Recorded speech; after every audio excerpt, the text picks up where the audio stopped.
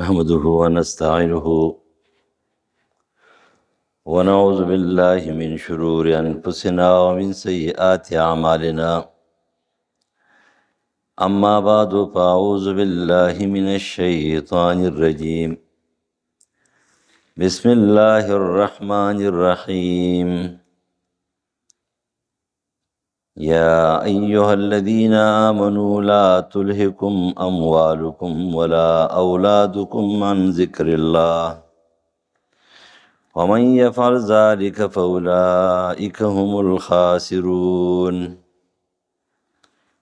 وأنفقوا مما رزقناكم من قبل أن يأتي أحدكم الموت فيقول ربي لولا أخرتني إلى أجل قريب فأصدق وأكن من الصالحين ولن يؤخر الله نفسا إذا جاء أجلها والله خبير بما تعملون.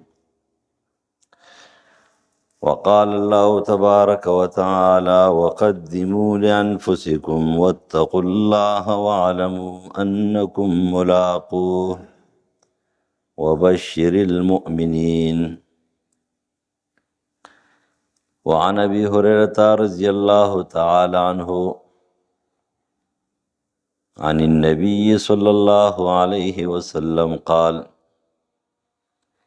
إذا مات ابن آدم انقطع عمله إلا من ثلاث: من صدقة جارية أو علم ينتفع به أو ولد صالح يدعو له. رواه البخاري. اے ایماندارو، مشغوله او غافله دي نه کی تاسو مالونه ستاسو اولاد ستاسو د الله د یاد نه، او چې څوک یې غافله کو دا کار یې وکړو نو دې صفتونو خاوند دا ډېر تاوانیان دي. خرچ وکړئ د هغه نه درکړي مو تاسو ته مخکې د هغه نه چې راشي یو کس تاسو ته مرګ، او بیا دې وایي چې زما ربه ما وروستو که هغه نږدې نیټې ته قیامت ته مې نږدې کا لږ ټایم عمر راکړه، زه به دې هر څه تصدیق وکړم او زه به ډېر نیک او صالح بنده شم او د صالحانو به شم. لیکن هرګز الله نه رسته کوي یو نفس ته نیټه د هغې چې کله راشي نیټه د هغې، او الله خبردار دی په هغې چې تاسو یې کوئ. صورت المنافقون آیت نمبر 9، 10، 11. صورت بقره کې الله تعالی فرمایي 223 نمبر آیات کې وقدموا لانفسکم، دا خپلو ځانونو دپاره مخکې څه ذخیره ولېږئ، نیک اعمال ولېږئ او د الله نه ویرېږئ، او په دې خبره پوه شئ چې تاسو به خامخا د الله سره ملاقات کوئ، ملاویږئ به. خوشخبري د ایماندارو دپاره ده چې دا کامیاب خلک دي. ابو هریره رضی الله تعالی عنہ فرمایي چې رسول الله صلی الله علیه وسلم وفرمایل چې بني آدم کله مړ شي، او په نور روایاتو کې اذا مات الانسان، انسان کله مړ شي نو د ده ټول اعمال بس سټاپ شي او بند شي. خو اعمال صدقه جاریه چې دا یو وسیع معنا ده. صدقه جاریه، صدقه جاریه دا وي چې څه صدقې یوه ورځ چلیږي، څه هفته چلیږي، څه میاشت، څه کال، او کله سړی مړ شي بس روانې روانې روانې دنیا آبادی نه ختمیږي. غالبا چې هغه صدقه جاریه چې هغه مکمل نه ختمیږي نو هغه علم دی، چې صحیح علم چا ته څوک بیان کړي یا صحیح کتاب څوک ولیکي نو دا صدقه جاریه نه ختمیږي. نسبونه ختم شي، آبادی ختم شي، جماعتونه وران شي، مدرسې ورانې شي، ولیکن دغه صدقه نه ختمیږي. و د هغې صحابو صدقه نه ختمیږي چې کوم هغوی خلقو ته څه ښودلي دي. امام ابو حنیفه رحمه الله او د امام شافعي او مالک او احمد او د امام بخاري او د ترمذي داسې بې شماره فلکاو امامان دي چې هغوی تیر شوي دي، تللي دي، خو د هغوی صدقه اوس هم روانه ده او جاري ده. په هر ځای کې خامخا څوک په څه وایي او د هغوی بیان به کوي، د هغوی خبره به کوي، خلقو ته به نقل کوي. نو یو صدقه جاریه ده او یو علم دی، علم چې په هغې باندې چا پیده اوچته کړي او پیدې اخیستلي. بې فایدې علم بل ته پیده ورکوي، خو ده ته پیده نه ورکوي. بل ته یو سړی بیان کوي نو هغه ته کېدای شي پیده ورکړي، خو چې کله علم نافع جوړی نو هغې علم نافع دپاره شرط دا دی چې عالم به بعمل وي، دا به د علم مطابق عمل وي. ټیک در 15مې صدۍ مسلمان وي، دا نه چېرې صحابي دی او یا تابعي دی یا تبع تابعي دی. او چې سړي سره علم ورسره دی نو علم په انسان کې یره پیدا کوي، خوف. علم د یرې نوم دی اصل کې. ورې د دې وجې عبدالله بن مسعود رضی الله عنه فرمایي چې ډېر علم او ډېر معلومات دا علم نه دی، علم دا دی چې هغې سره خوف یره په تا کې د الله پیدا شي. اوس یو عام سړی هم یو کار کوي او ښه د قرآن او د حدیث نه خبر سړی دی، هغه هم کار کوي. علم مطلب دا نه دی چې مدرسې نه فارغ وي، دا سوچ غلط دی. پخوا نه مدرسې چېرته وي چې فارغ شو. علم چې کومه دی نو دا د قرآن او د حدیث نوم دی چې څومره ولورځي، څومره یاد کړی دی، نو په هغې باندې به دې عمل کوي، د هغې مطابق به عمل کوي. ځکه چې قرآن او حدیث دا د هغې علم نوم دی چې دا په سړي کې یره پیدا کوي، خوف الهي. نو علم پیدمن دغه دی، بل ته پیدا ورسې، ځان ته پیدا ورسې. علم خو ویم دی ته چې ته پې خپل ځان وپېژنې، ته پې خپل الله وپېژنې. چې په علم باندې سړی خپل ځان ونه پېژني، خپل حیثیت ته پته ونه لګي، او دی پې خپل الله نه پېژني، نو دا څه علم دی؟ دریم نمبر نیک صالح بچی دی، روحانی بچی دی، شاګرد دی. حقیقي بچی دی، خپل سلوبي زوی دی، د ده نه پیدا دی، او هغه ده ته دعا کوي د مانځه نه بعد او څه ټایم چې یا الله زما پلار وبخې، یا الله زما استاد وبخې، یا الله زما ملګری وبخې، یا الله زما پلنکی وبخې. اوس ولد صالح دی، هغه ته دعا کوي. د دې وجې نه استادان دې مړه دي، الله دې وبخې. غالبا چې څوک ورته هغه زامن به ورته هم دعا نه کوي، موږ خو ته کوو، خپلو استادانو ته دعا کوو، د مدرسې استادان هم او د سکول استادان هم چې کوم وفات شوي دي هغې ته هم دعا کوو، او چې کوم ژوندي دي نو هغې ته هم دعا کوو. دعا به کوې. نو یو صدقه جاریه چې دی نو هغه دغه ده، دا د انسان نه کټ کېږي. یو دا صدقه جاریه ده چې دا نه کټ کېږي، علم، پیدمن علم، او یو نیک صالح روحاني یا سلبي زوی چې هغه مور پلار ته دعا کوي، استاد ته دعا کوي. لہذا قرآن مجید فرمایي وقدموا لانفسکم، د سبا غم وکړه. سبا دپاره یې څه لېږلي دي؟ انسان ته د سبا غم وکړه، سبا دپاره یې څه تیاري کړې ده؟ سبا له چې ځې نو مخې ته به ودرېږي او داسې ځای کې به ودرېږي چې هلتې حساب کتاب چې دی نو ډېر زیات اسان هم دی او ډېر زیات شفاف هم دی. هلته مظلوم چرته چې کومه دی نو په ظالم نشي جوړېدی. مظلوم به مظلوم وي او ظالم به ظالم وي. دا خو دنیا ده چې په دې کې مظلوم نه ظالم جوړوي، ظالم نه مظلوم جوړوي. زمونږ ججان دي څومره موده وشوه بټو صاحب چې پانسي شوی دی؟ بټو صاحب کله پانسي شوی؟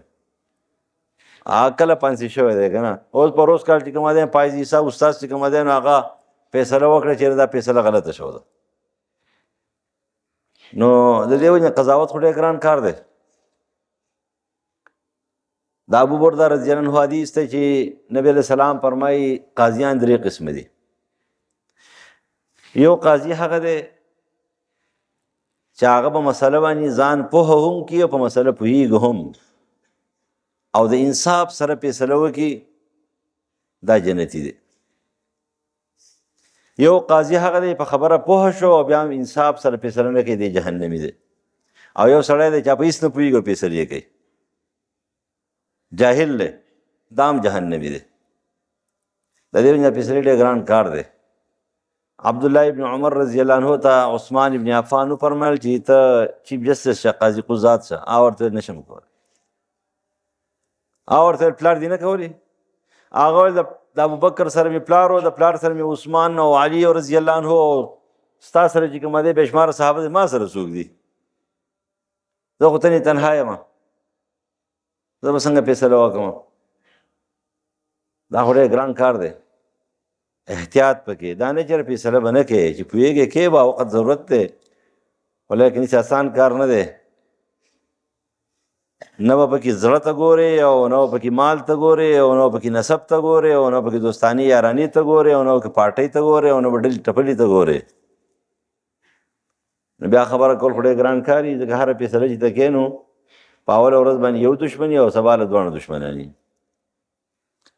په اوله ورځ باندې هغه یو وایي چې یاره ما وبېلله جو، دی خو مخالف شو. سبا له هغه چې چا ګټلي نه وایي چې ما ته پکې خوشي خوشي خبرې وکړې، او ما ته دا ویلي دي پکې، او دا پوره حق نه ماله رانه کو، بس هغه هم لاړ شي خانه خراب شي. دا ګران کار دی. ولې فیصلو والا پسې خیر خبرې مه کوئ. تاسو په دې کلي کې یو ملا و، هغه د مشرانو پسې خبرې کولې. ما ولدو ما ورته ویل ما د ماشي او د مچانو فیصله نه شي کولی، او په غټو خلکو پسې خبرې کوي. ما دغه یو څو نمبرې درځي، دغه تقریر درځي، نور تاله څه درځي؟ او مال د ماشي او د مچ فیصله نه شي. خپله قصه دې راغلې وه، د شپې په 12 بجې راغلی او جړل دي چې اوس دا خبره به څنګه حل کې، او دا به څنګه چل کېږي. ما ګوره چا د سپک مشرانو ته سپک مه ګورئ. ای به انسانان دي، کمزوریان یې پکې ډېرې. زما نه ترخې خبرې ته څوک نه کوي، خو ادب نه کوم، سره باادبه نه کوم. خبره هم دا ډېر ګران کار دی. په دې وجه باندې فیصله کوي نو احتیاط پکې، وړې فیصلې خو نه دي. وقدموا لانفسکم، دا خپل غم وکړه، سبا غم وکړه، د الله مخې ته ودرېږئ نو هلته به مظلوم او ظالم به وي. امام ابو حنیفه رحمه الله ټوله شپه یو ځل په یو آیات تېره کړې وه چې د جومات امام چې کومه دی په مانځه کې آیات وایو.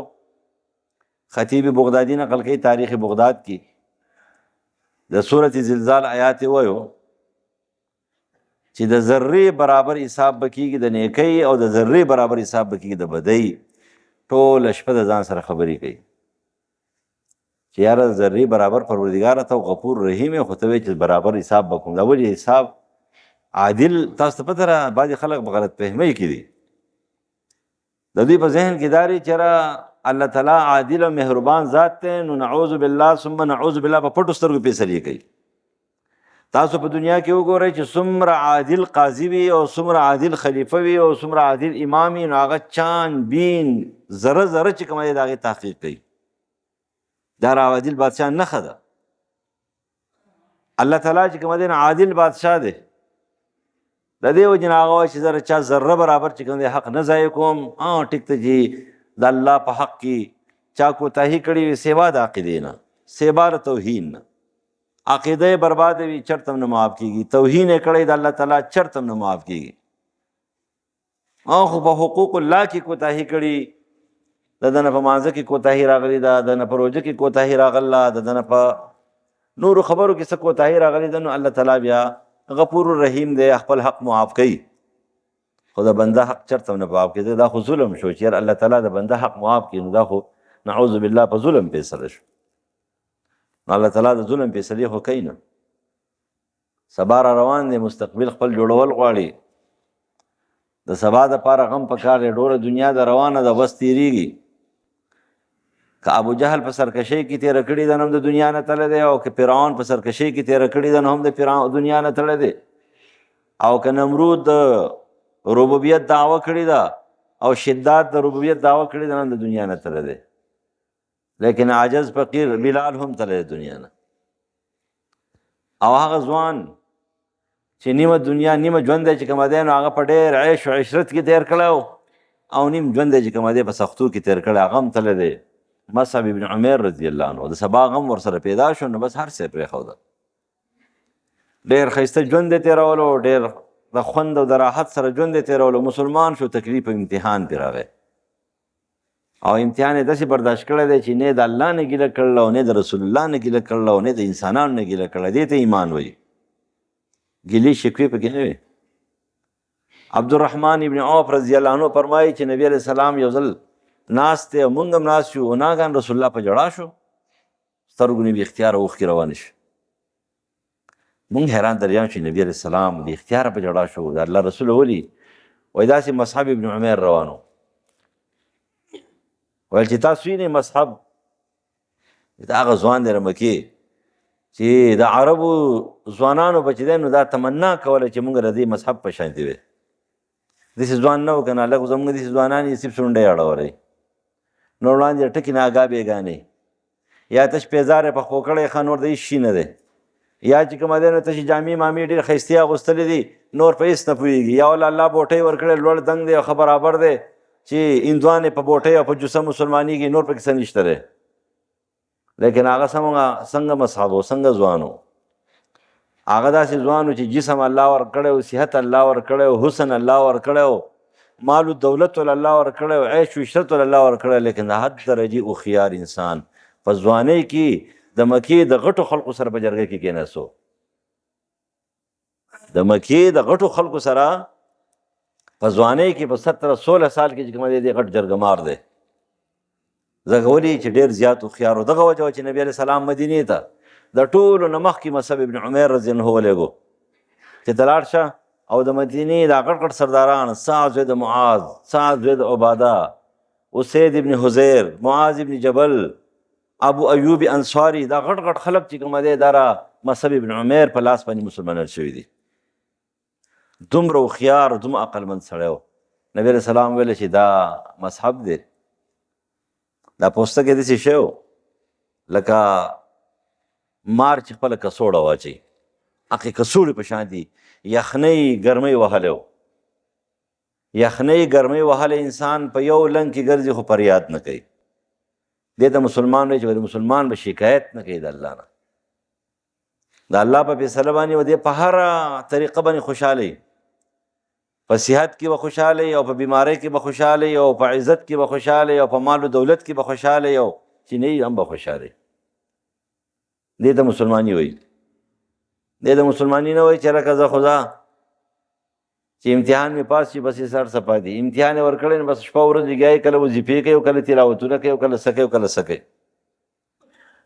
او چې کله امتحان یې پاس شي بس بیا نه تلاوت شته او نه مونځ شته او نه ذکر شته او نه دعا شته، هېڅ هم نشته.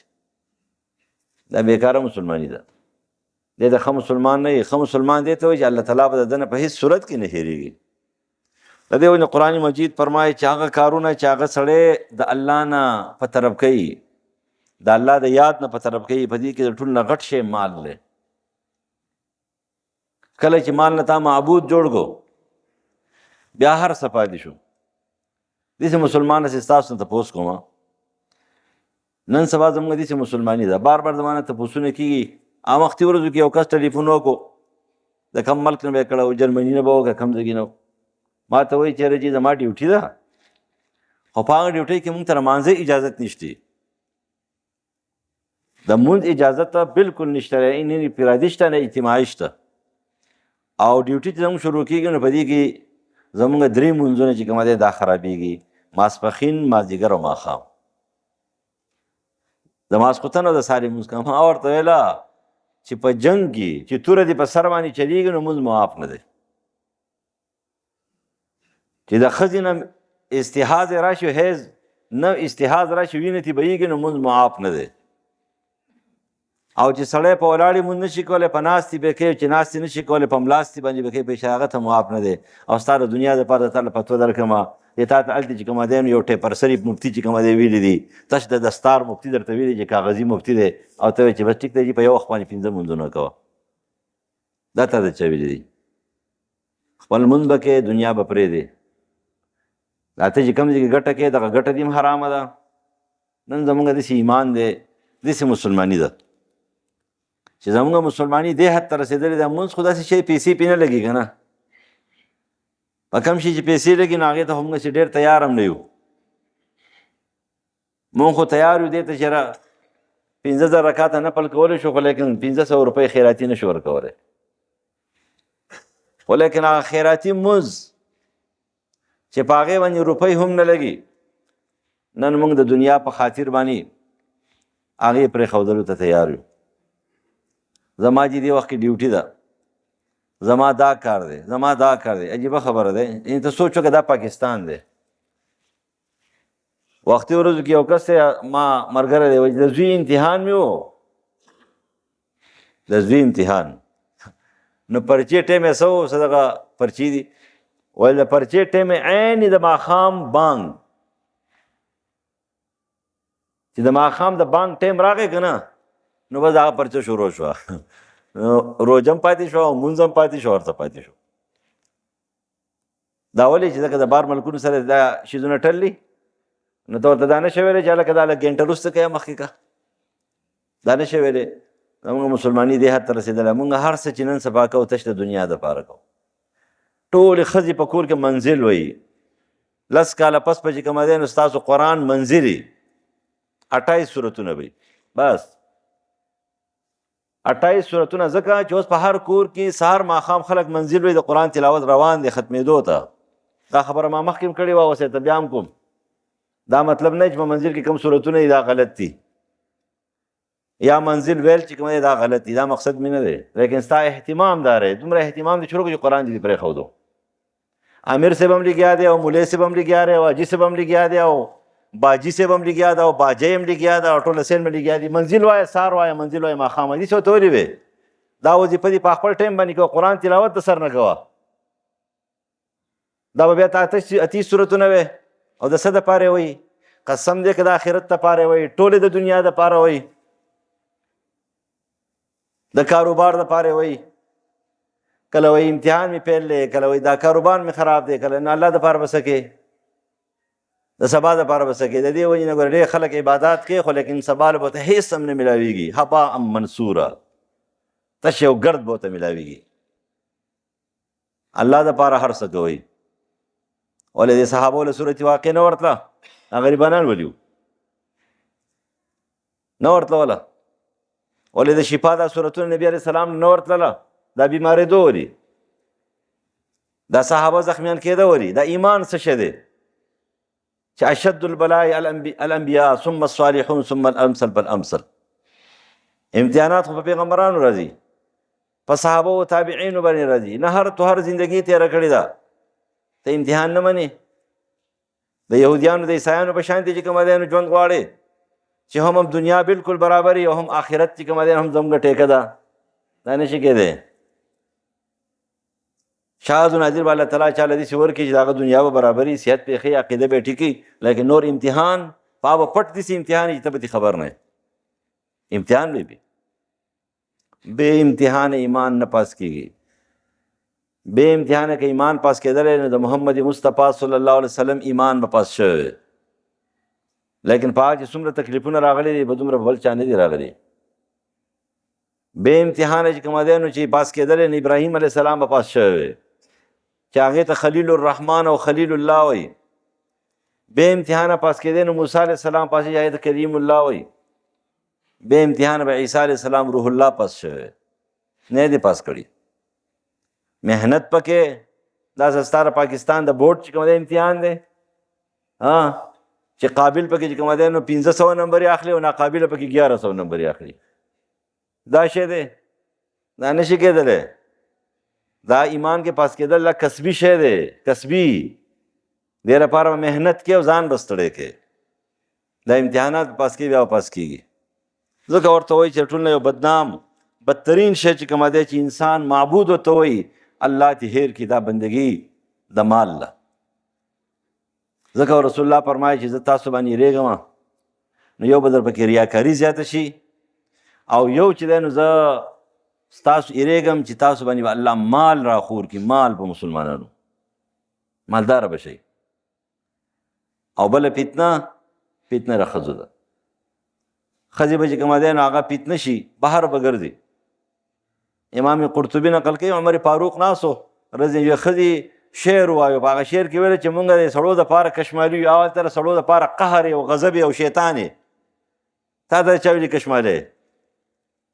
قهر وله ورغی، خو جلالي سړی و. تاسو بار ګرځئ خلک هم برباد کړه. تاسو حبایل شیطان یې، شیطان رسی یې.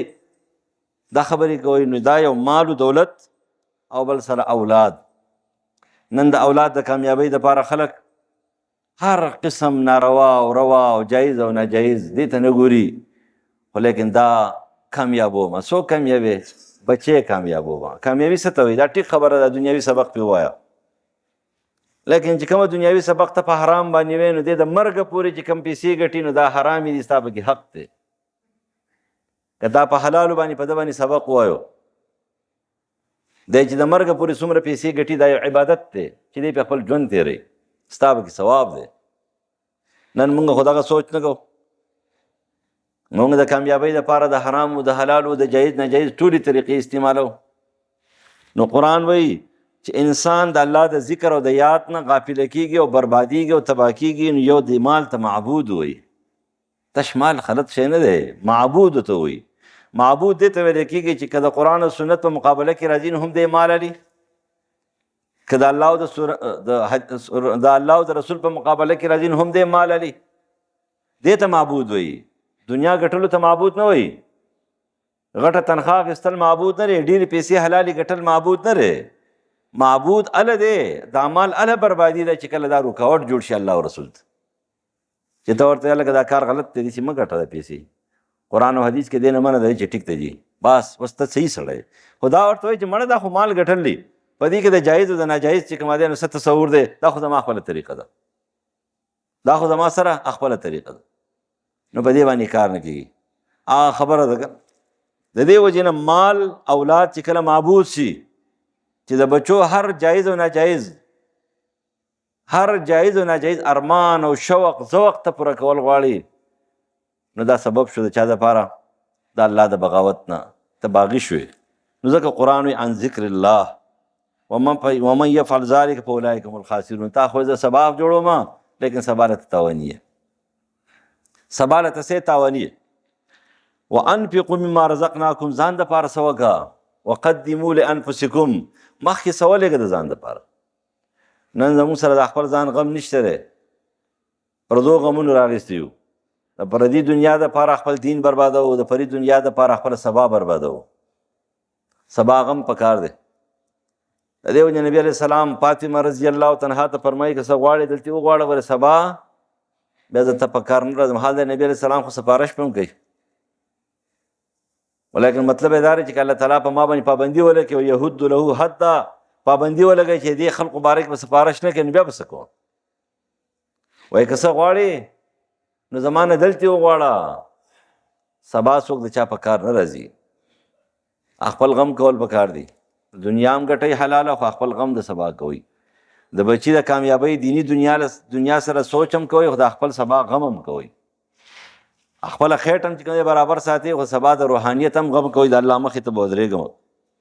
د دې وجې نه انسان چې کله مړ شي، د انسان د مرګ نه بعد سړي ته یو صدقه جاریه روانه ده. صدقه جاریه خو تاسو ته پته ده، مختلف صورتونه دي. جماعت کې پیسې ورکا، علم کې پیسې ورکا، کتاب کې پیسې ورکا، لارې کې پیسې ورکا، د انسان په زندګۍ جوړولو کې پیسې ورکا، د یو یتیمخانې د چلولو کې پیسې ورکا. په یو سړي باندې دنیوي سبق ته صحیح نیت باندې ووایه، دا هم صدقه جاریه ده. دینی سبق پې ووایه په صحیح نیت باندې، دا هم صدقه جاریه. دغه صدقه جاریه نه ده چې یو سړی وایي د خپل زوی نه ملا جوړوم، د کلي دا ملیان پې ووامه. ستاسو په دې کلي کې یو لوښی و، هغه دا خبرې کولې، نه پې ملیان وواله او نه پې چې کومه دی نو خپل ځان یې پې خپل بچي وواله، غرق او پر کړې. دا علم هېڅ علم نه دی، دا صدقه جاریه علم چې څوک زده کوي نه دي زده کوي، دیاړي او مزدوري دي کوي، دیاړي او مزدوري. علم د دې خبرو نوم نه دی. زه اکثر طالبانو ته مال د فراغته پورې زه د دې مسلو نه، د دې اختلافي مسلو دا خلک چې کوي د نن سبا دا طالبان دا اولې درجې طالب دی، په ټکي اګاه بېګاه نه دی، او په موبایل باندې شیخ القرآن او شیخ الحدیث دی. ما له دې قصو زموږ کار نه، موږ د کتاب سره کارو. نن تاسو تش د فیسبوک چې کومه دی مولیان او شیخان یې، خو د کتاب مولیان او شیخان نه یې. ملاتوب خو تاسو هم نه پېژنئ که نه. علم څه ته وایي؟ علم خو دغې ته وایي چې په جنازه کې پاڅي او د سپینې تورې کوترې تقریر وکړي. یو تقریر ورته یاد دی، یو د حسن بصري قول ورته یاد دی، او چې پاڅېږي دغه یو خبره کوي. بس دغه یو تقریر دغه شیخ صاحب دی، دغه مولوي صاحب دی، نه دې ته نه وایي. لہذا دنیوي علم پې حاصل کړه، خو د دې دپاره چې الله تعالی دله حلال رزق ورکړي، دا صدقه جاریه ده. د یتیمانانو د پالنې دپاره کفالت دپاره چې کومه دی نو کوشش وکړه، دا صدقه جاریه ده. دلته دا خبره شو، دا صدقه جاریه شو. علم نافع خو تاسو زده کو. علم نافع دې ته نه وایي د مدرسې نه فارغ دی دغه مولا دی، نه، علم نافع دا دی چې څومره خبرې د قرآن او حدیث تا ته صحیح یادې دي، د هغې نه فایده واخله، په خپله عمل پې وکړه، عقیده پې جوړه کړه، او بیا کوشش وکړه بل ته وښیه. خبرې ته دوه یادې دي او بیان کې کوم دی لس خبرې کوي، نه دا مه کوه. دوه درته یادې دي دوه بیانوه، او درې درته یادې دي درې بیانوه، او چې سل درته یادې دي نو موقع ته ګوره سل بیانوه، بې ټایمه خبرې مه کوه. یو سړی په سر باندې دړي ته تقریر شروع کړي، د یو سړي په خېټه درد دی ته تقریر شروع کړي، هغه خپل خېټې ته متوجه شي که ستا تقریر ته متوجه شي. یو سړی د ولږې نه مړ کېږي او ته ورته وایي چې نحمده ونصلي علی رسول الکریم، الله او رسول دا فرمایي لاشه ډوډۍ راوړه خوله کې وله ورکړه چې موړ شي، بیا ورته نحمده وایه. ټایم ته ګورې نه، بې ټایمه لګیا یې، د محفل د آدابو نه خبر نه. بعضې خلک یې راشي که نصیحت به شروع وکړي، ټوخی به وکړي، بیا به شروع وکړي. هلکه ته ټوخی څه لکې، اول د خلکو ماحول ته وګوره، خلک ستا خبر اوري که نه اوري په دې جنازه کې. ستا نه مخکې شل مریان راغلي او هر یو کس تقریر کوو، غلی کېنه.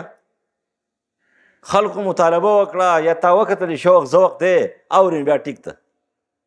نو علمي پیدمن علم یوازې دغې ته نه وایي چې ډېر څه دي معلومات حاصل کړي دي، نه، ماحول ته به ګورې، مقتضای حال او ظاهر به پېژنې، دې ته علم نافع وایي.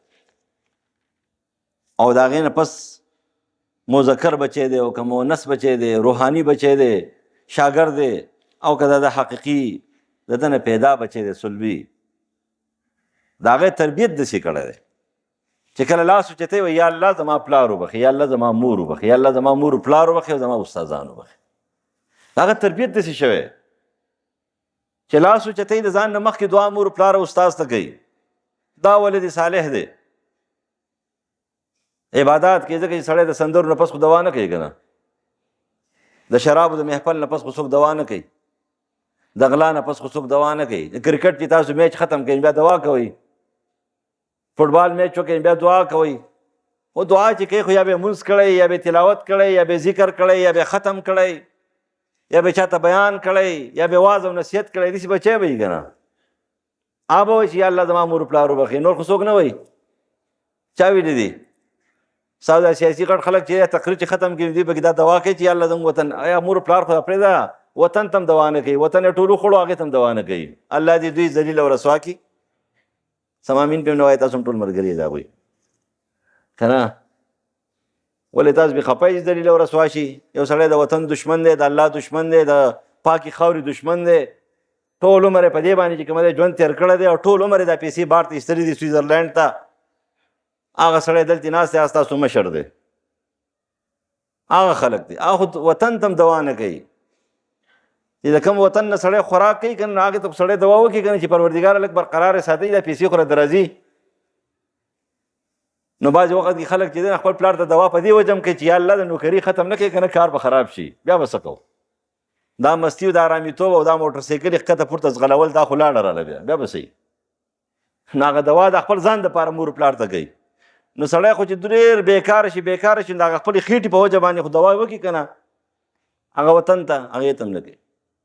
نیک صالح دی، روحاني بچی دی، خپل حقیقي بچی دی، مذکر دی او که مؤنث دی، نوسی دی او که ړوسی دی. ولیکن چې کله دې مور پلار ته استاد ته دوا کوي نو ده به ښه سړیتوب کار کړی، د هغې نه پس په دعا کوي. او د سړیتوب کارونه څه دي؟ مونځ به یې کړی، سړیتوب ته ذکر به یې کړی، تلاوت به یې کړی، عبادت به یې کړی، تهجد به یې کړی، ختم به یې کړی، چېرته واعظ او نصیحت به یې کړی، چېرته به د غریبانانو سره امداد کړی او هغوی به ورته دعا کړي، هم پکې د مور پلار سره شریک دي. الله تعالی دې مونږ د سبا په غم باندې غمجن کړي چې سبا د کار وکړو، د سبا دپاره تیاري وکړو. او الله تعالی دې مونږ معاف کړي. دا د روژې یو څو ورځې پاتې دي، الله تعالی دا په خیر او برکت سره او د ثوابونو نه ډکې تېرې کړي. او الله تعالی دې پکې مونږ ټول معاف کړي. او څوک وفات شوي دي د شمګاوڼ علاقه کې حاجي الله ټول وفات کړي. او برکې ګلدادا حاجي صاحب وفات شوی دی، پرون دی کابل پرون دی، الله تعالی دې هغه معاف کړي، دعا ورته وکړي پروردګاره بخشش نصیب کړي. الهه العالمین معاف کړي، نور څوک وفات شوي دي هغه ټول معاف کړي، څوک بیماران دي شفا ورله ورکړي، دا روژه رباني خیر سره تېره کړي. او الهه العالمین زموږ ټولې کوتاهۍ او ګناهونه پکې معاف کړي. الهه العالمین موږ معاف کړي، جنت فردوس هم نصیب کړي. اللهم اغفر لحینا ومیتنا.